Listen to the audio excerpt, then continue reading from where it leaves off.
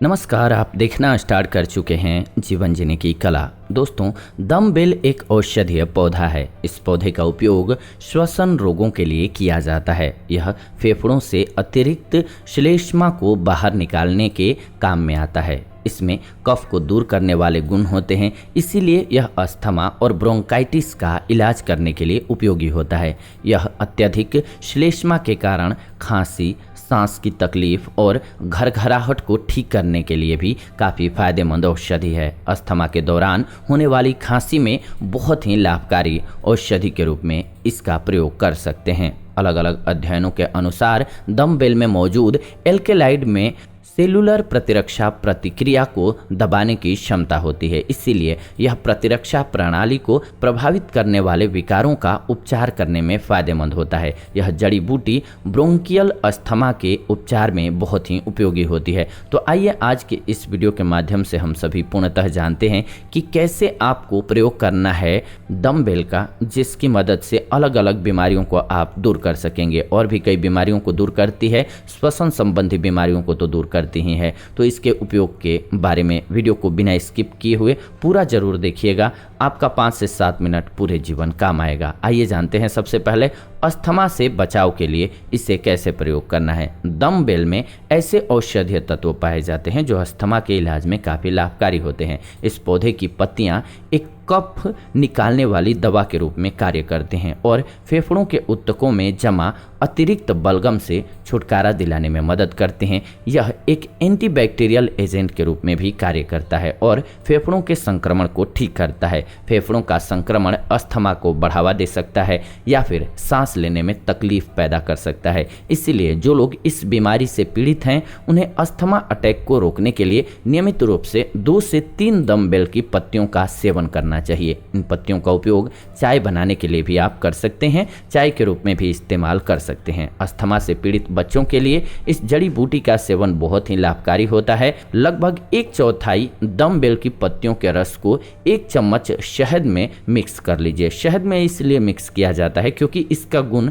दुगना हो जाता है। इस मिश्रण को अस्थमा से पीड़ित बच्चों को पिलाइए या खिलाइए। इसके अलावा 3 से 4 डम्बेल के पत्ते ले लीजिए और उन्हें अच्छे से साफ करके धो लीजिए। इसके बाद खाली पेट चबा करके खाइए। इसके बाद 1 गिलास ऊपर से गर्म पानी का सेवन कीजिए। दमा अस्थमा वालों के लिए यह रामबाण औषधि जरूर प्रयोग करना चाहिए। श्वसन संबंधी कोई भी बीमारी हो तो उसको बेहतर करने के लिए स्वस्थ हैं तब भी इस्तेमाल कर सकते हैं। डम्बेल औषधीय गुणों से भरपूर है। इस जड़ी बूटी से अस्थमा के इलाज के अलावा अन्य लाभ भी प्राप्त किए जा सकते हैं। ये श्वसन पथ जैसे कि ब्रोंकाइटिस और काली खांसी के इलाज में भी उपयोगी औषधि है। एक क्लिनिकल टेस्ट के अनुसार सुबह खाली पेट डम्बेल की ताज़ा पत्तियों को चबाने से श्वसन रोगों के लक्षणों से राहत पाने में मदद मिलती है। इस जड़ी बूटी के सेवन से 3 से 4 सप्ताह के भीतर ही श्वसन रोगों के लक्षणों में सुधार दिखाई देने लगता है। यह जड़ी बूटी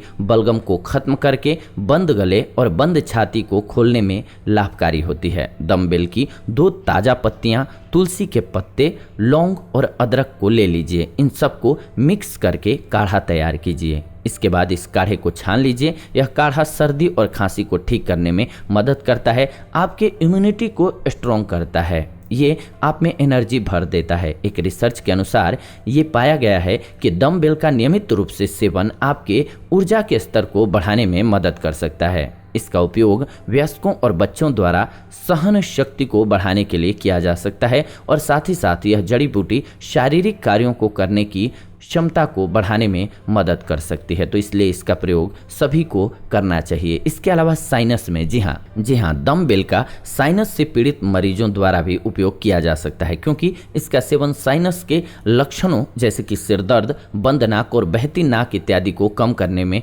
मदद करता है। ये आपको पोल्यूशन के जो खतरे होते हैं उससे भी बचाता है, क्योंकि पोल्यूशन का भी असर आपके सीधे फेफड़ों पर होता है। या फिर स्मोकिंग करते हैं किसी भी प्रकार का, चाहे बीड़ी का या सिगरेट का, तो उससे भी आपको ये रक्षा तो देता ही है। इसके अलावा ये आपके पाचन को बेहतर रखता है। डम्बेल की जड़ें पाचन को स्वस्थ और बेहतर रखने के लिए काफ़ी उपयोगी मानी जाती हैं। इस पौधे की सूखी पत्तियों को आमतौर पर एक एमेटिक यानी कि उबकाई की दवा के रूप में इस्तेमाल किया जाता है।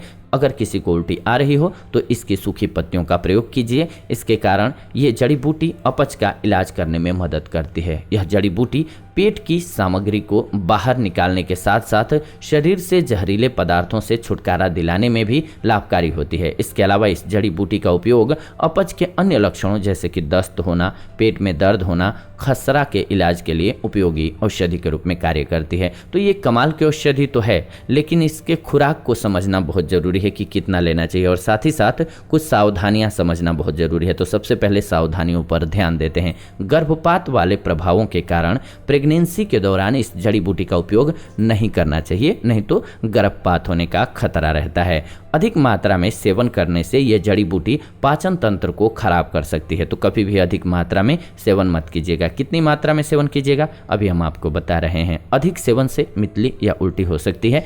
इस जड़ी बूटी का उपयोग लंबे समय तक नहीं किया जाना चाहिए, लगातार नहीं किया जाना चाहिए। 1 महीने में इस जड़ी बूटी को अधिक से अधिक 10 दिनों तक उपयोग कर सकते हैं। कम ही करें, 7 दिन ही करें तो बेहतर है, यानी कि 1 सप्ताह में 1 दिन करें सबसे बेस्ट है। अपने डॉक्टर की निगरानी में ही इस दवाई का सेवन कीजिए। एलर्जी वाले लोगों को डंबल का उपयोग नहीं करना चाहिए। अब आइए इसके खुराक पर बात कर लेते हैं। इसकी 250 मिलीग्राम दिन में 3 बार 0.1% टाइलोफोरिन प्रति खुराक या फिर प्रतिदिन 1 से 2 मिलीलीटर की मात्रा का सेवन करना बेहतर रहता है। इसका लंबे समय तक उपयोग करना लाभकारी नहीं होता है। इस बात का ध्यान रखें कि इसका 10 दिन से अधिक समय तक आप इस्तेमाल 1 महीने में नहीं करें। बेहतर ये होगा कि आप अपने डॉक्टर की सलाह के अनुसार करें, और नहीं तो बिल्कुल कम मात्रा में करें। सप्ताह में 1 दिन इसका प्रयोग करें, तब कोई खतरे की बात नहीं है। 1 से 2 ग्राम की मात्रा में आप ले लीजिए। सप्ताह में बस 1 दिन लीजिए, आपके लिए बहुत अच्छी औषधि है। सप्ताह में 1 दिन इसका प्रयोग कीजिए।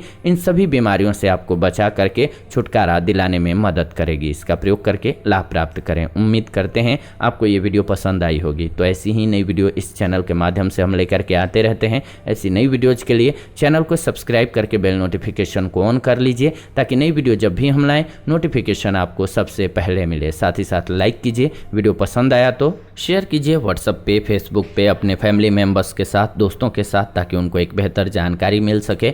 मेरा ये प्रयास है कि सभी स्वस्थ रहें, और इसके लिए हम अलग अलग औषधियों के बारे में आपको जानकारी देते रहते हैं। किस औषधि का कौन सी बीमारी में किस प्रकार से उपयोग करना चाहिए। हमारे आसपास जितनी भी खाने पीने की चीज़ें हैं सब औषधियाँ हैं, बस इनके इस्तेमाल के तरीके को सीखना बहुत ज़रूरी है, और इनकी मात्रा को समझना बहुत ज़रूरी है। फिर हम आजीवन बिना डॉक्टर के पास गए गुजार सकते हैं, स्वस्थ तरीके से जीवन को गुजार सकते हैं। और पहला जो सुख है, धन है, वो है स्वस्थ काया, यानी कि शरीर का स्वस्थ होना। तो आप भी इसमें भागीदार बने। वीडियो को लाइक, शेयर और कमेंट करके अंत तक वीडियो को देखा आप सभी ने, इसलिए दिल से धन्यवाद। कमेंट करके जरूर बताएं कि कैसी लगी वीडियो। फिलहाल विदा लेते हैं आज की इस वीडियो से, जुड़ेंगे नई वीडियो में। तब तक खुश रहें, स्वस्थ रहें। धन्यवाद, नमस्कार दोस्तों।